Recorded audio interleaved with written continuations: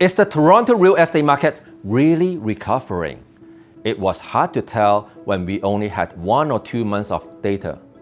Now that we are done with the first quarter of 2024, maybe we can spot some early trends. We are going to look at data from the start of 2022 to the end of March this year. It is a lot of work, but I know you like data-intensive episodes, so I have done it for you. If you find the graph interesting, give me a like.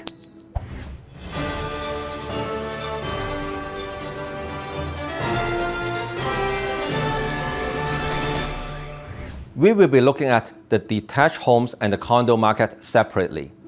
Let's start with the sales volume in the detached house market. The blue line is the city of Toronto, and the red line is the 905 suburbs. We had a red-hot market in March 2022. Then the market became ice cold because of all the rate hikes. Big recovery during the first half of 2023. Then sales volume went all the way down again because of more rate hikes. Now that we are 3 months into 2024, it is quite obvious that things are turning direction. The market is much more active and the sales volume is more or less back to the same level as March last year. What about the average price? Sometimes more activities do not necessarily mean higher prices. Let's check it out.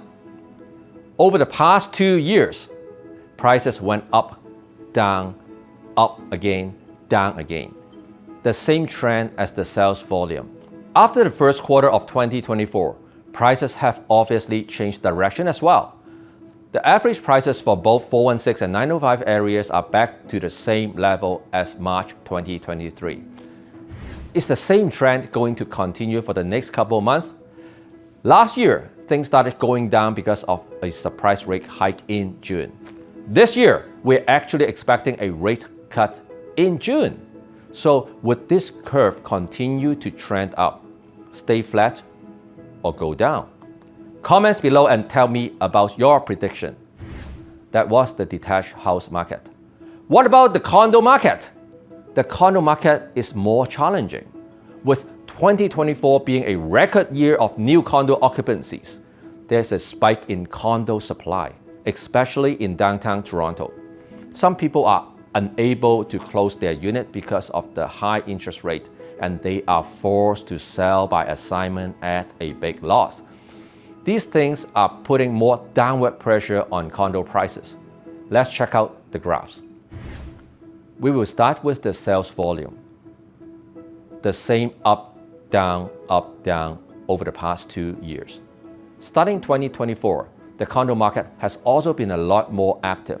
The number of transactions is definitely trending up in both the 416 and 905 areas. A lot more sales, but also a lot more supply. What would prices look like? We also saw the same up, down pattern, but there is a key difference compared to the detached market. During the last 2 months of 2023, prices stabilized in the detached market. They are slightly trending up. Things were not as good in the condo market. Prices were obviously still sliding down. I thought prices would still go down a little bit more in early 2024 before recovering. But the recovery actually started right away. We can clearly see an upward trend. Prices are more or less back to the same level as 1 year ago. If you compare them to the peak prices in 2022, we are still 15% down in the 905 area and 12% down in the 416 area. Yes, the market is definitely recovering, but it is not a quick rebound. It is a slow and steady recovery.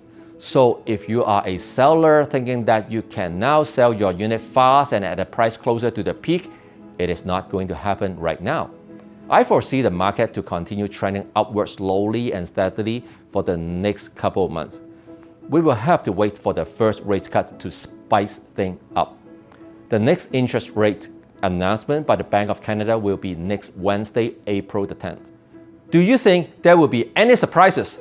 I will let you know next week, and I will share more front-end updates on both the sales and rental market. So make sure you subscribe and hit the bell now.